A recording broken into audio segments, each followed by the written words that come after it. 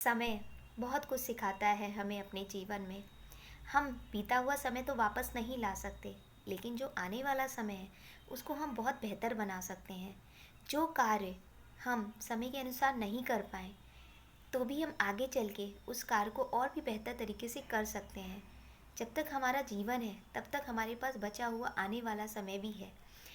कभी कभी बहुत से ऐसे कार्य हैं जो हम समय के अनुसार नहीं कर पाते हैं, परंतु अगर हम थोड़ी सी शुरुआत भी करें तो वो कार्य और भी बेहतर हो सकता है आगे चल के। एक कहानी मैं आप लोगों को सुनाने जा रही हूँ जो कि दो दोस्तों की है, राजेश और आनंद। दोनों एक ही गांव में रहते थे और एक साथ विद्यालय में पढ़ते थे। एक दिन कक्षा में शिक्षिका ने सभी छात्रों को एक गृह कार्य करने को दिया जो कि सभी को दूसरे दिन लेके आना था। जब वे दोनों दोस्त गृह कार्य को करने के लिए शाम को एक साथ रोड लाइट के नीचे बैठे, उन्होंने विचार विमर्श शुरू किया उस गृह कार्य को करने के लिए।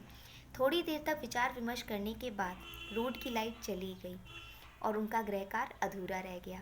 जब वे दोनों दूसरे दिन कक्षा में गए तो उनकी शिक्षिका ने सभी छात्रों से गृह कार्य मांगा और इनके पास गृह कार्य नहीं था क्योंकि इनका गृह कार्य पूरा नहीं था।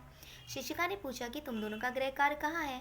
तो उन्होंने कहा कि मैडम, जब हम गृह कार्य को करने के लिए विचार विमर्श कर ही रहे थे, जो विषय आपने करने के लिए पूरा करने के लिए हमें दिया था, तभी थोड़ी देर बाद रोड की लाइट चली गई और हमारा गृह कार्य अधूरा रह गया।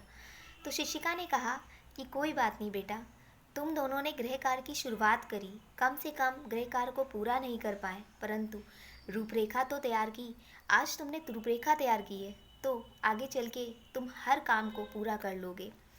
इससे हमें यही सीख मिलती है कि अगर हम किसी कार्य की शुरुआत करते हैं थोड़ी ही सही, तो आगे चल के वो बहुत ही बेहतर परिणाम हमें देता है और हमारा एक तरह से उस पर ध्यान भी लगता है।